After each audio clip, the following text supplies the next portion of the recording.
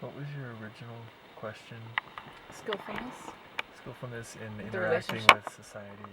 Yes, because I've noticed an inverse relationship that one's ability to be in the world goes down as one practices meditation.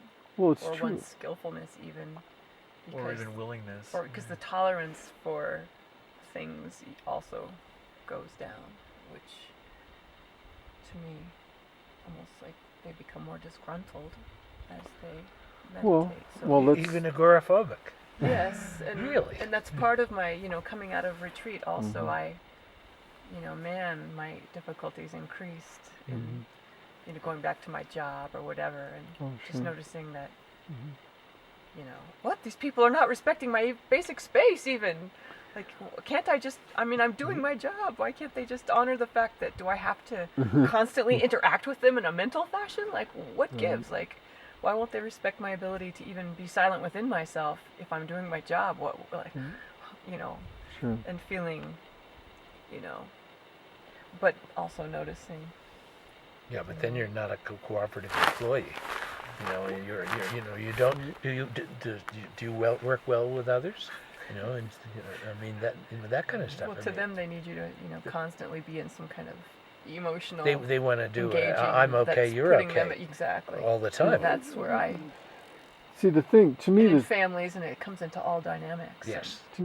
To me, the thing is that the world is full of insane people who are also profoundly retarded. and That's the money quote right there. That's it. Okay. That's not PC for people who are retarded. Well, that's why the world is the way it is, right? Now, all families are massively dysfunctional. All social systems are horribly corrupt. And what it is everybody just buys into a belief that that the political machinery of this country is not corrupt. We're free in this country, right?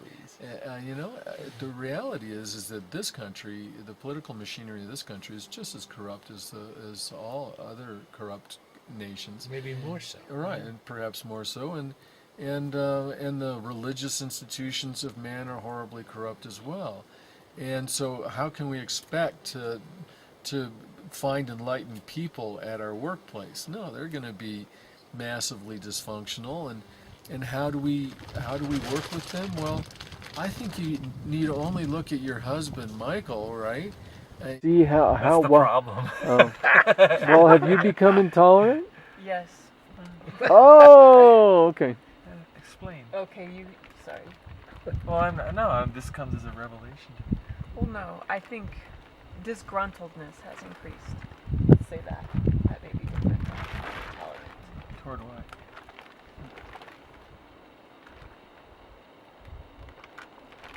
Okay, I retract my statement then. Well, I'm trying to figure, because I'm in a since I quit the day job 17 months ago, I'm floundering, and there's a lot that goes into that. I do retreat into my practice. That's one of my mantras. If I didn't have my practice, boy, would I be screwed.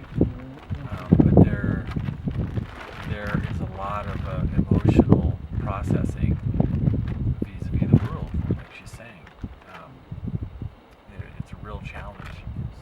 Stormy, is that fair to say? Periodically stormy, yeah. All right, And, so okay. And maybe it's just part of this thought has occurred to me, part of the whole relinquishing of identity is not a pretty thing to observe. Right, it's not. And it's that wrathful being inside doesn't go down silently. Put it that way. Right. And it's tough. It is tough. And I say this all the time, I wouldn't wish me on anyone as I go through this. Well, I think life is tough, and especially life as a dedicated contemplative is tough. And And life as a couple is tough. To try and be always patient with each other. I was never able to do that. You know, I did my best, but I felt, you know, I was married and got divorced twice. And in both cases, I felt like I was more their psychiatric technician than I was their husband. And you know, and I'm amazed when I meet couples who have been married for decades. I just wonder how they did it.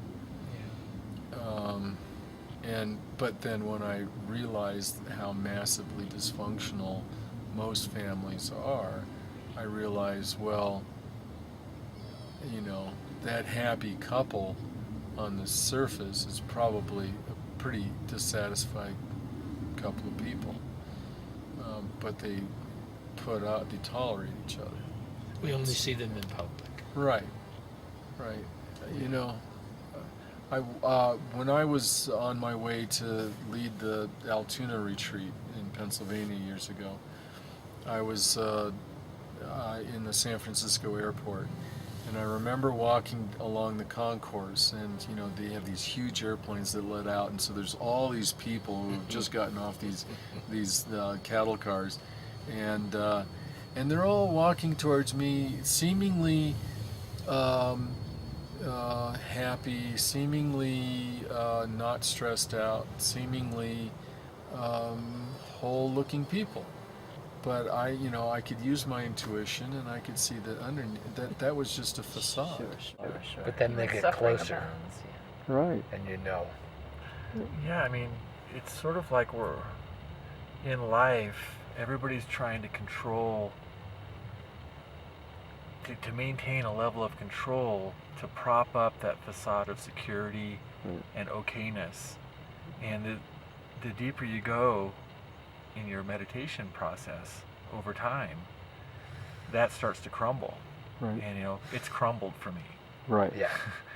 You Right. know, Right. and then you just become reactive, and you become, Yeah. it's very dicey. Yeah. It's very dicey. When your masks start disappearing, Yeah. you're in Yeah. trouble. Mm. Because then, Yeah. then what? And it's sort of like, well, Yeah. that's what I wanted. Yeah, but You know, yes. you Yes. can't go back. So I do You know. remind myself, Yeah. this is part of the dissolution. That's okay. Like Yeah. Yeah, you've been surprisingly. sense of security is Yeah. being rattled, or that sense of identity is having some Right. rug pulled out. So it's okay, you know, because it's something new will emerge, and so it's that letting go. Well, Yeah. And don't forget that we're in a collapsing economy, and all the other take-home message is there is no benevolent Creator God who's going to bestow blessings upon His righteous and punish the wicked, or otherwise the world would be radically different. Yeah. It's the wicked who have taken over the world, and they took it over at the beginning of civilization, and it hasn't changed. But I think part of it too is recognizing that the wicked is us also. Oh, And of so course. it's recognition of Absolutely. that actually is I'm the part of- safety valve. I'm part of it. It's when you don't think that there's any of that you're in trouble, because then it goes Yeah. into the shadow, and then you don't see. well, I But if you just can actually embrace that, yeah, I have these unsavory qualities within me, then they don't have the control over you, or the, you're not as threatening because you embrace it. And to me, that's in embracing it, eventually it can, that's what becoming whole is dark night of the soul is recognizing that shadow is also you. Well, I'm going to disagree in part with what you have to say. And one is, yes, the patron saint of foul language in the Catholic Church is Teresa of Avila. And to me, she was one of the most enlightened people You're that ever kidding, I walked never the heard earth. that. Yes, she's the Wow. patron saint of foul language. You wouldn't get that from reading her books.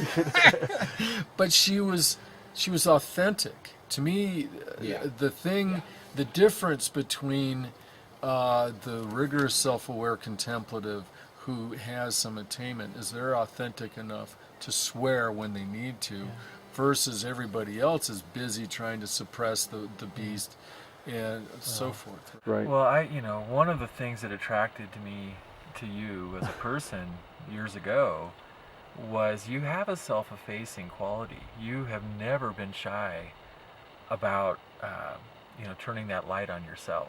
Right. It's in your poetry, it's in, it would come out. And I think that's what Karen is kind of getting at, and I'm learning to do for myself, because I was an arrogant son of a bitch growing up. Sorry, you can blot that out. No beeps. As an athlete or whatever, a lot of, I didn't know I was in a dysfunctional family. I looked around, I was like, how come I don't have any problems? Yeah. Right. I had that for the longest time, and then it's taking more than half of my life to get to what she's talking about. That, wow, I have all this alive in me, and I didn't take care of it years ago. And now the structures are falling apart, and it's all here all at once. So you're becoming authentic, but at the same time, the reason why I wanted to disagree with you is that that idea of the 10 hindrances or the 7 deadly sins. It's not that. I don't think it's that that the mystic becomes pure as the driven snow. I mean, remember Jesus whipped the money changers. That the lion came out of him, and John the Baptist was no sweetheart, right? But they were nonetheless enlightened. And I think the problem that we confuse is there's a difference between the 7 deadly sins. There's just 7 of them, right? So swearing doesn't happen to be one of them, right? So, and the 7 deadly sins are really about obsessive compulsive behavior disorders. Lust is not about having sex. Lust is about being addicted to having to have sex and having no control over Or it could be anything. It could be donuts for some people, or well, that's obese gluttony. people have lust for That's food. one of the other 7 deadly sins is gluttony. So if they don't have lust, they've got gluttony, or they've got greed, or they've got one of the others, right? Pride. Pride. Whereas the rigorous self-aware contemplative who's really, manifesting the fruit of the contemplative life, well, one of those fruit is being free of addictive behavior. I doubt seriously if Michael here is manifesting lust or greed or avarice or any of that. Not for any extended periods of time. Well, but I'm not saying that you're perfect. Right, thank you. Right? Yeah, I'm not perfect. Craig knows I'm not perfect, right? Because I can lose my temper when working on an automobile that was designed by dropouts from mechanical engineering. Right.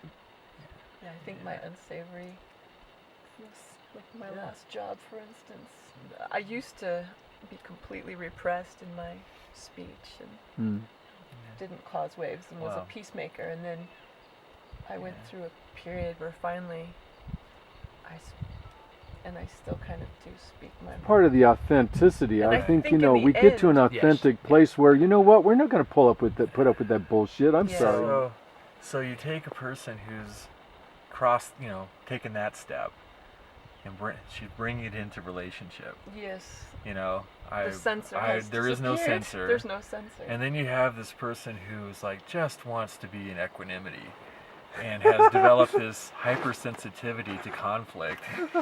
And I'm not saying it's your fault. I'm just saying that that's a dynamic in our mirroring that has not reached any level of equanimity over the last 17 months. So to go back to the original thing you were talking about, which basically had to do with, okay, I'm coming out of a retreat, I'm supposed to where's be the peaceful. skillfulness in interactions? And I think what Jeffrey is saying is, grata aus, straight ahead. Yep.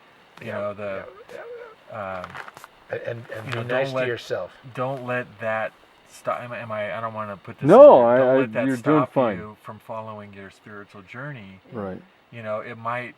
There are no guarantees, right? So part of it may just be embracing that we may become unsavory characters as far as the world's concerned, but to continue on that it's like Teresa. Like there's Or at those moments we just remember Teresa of Avila.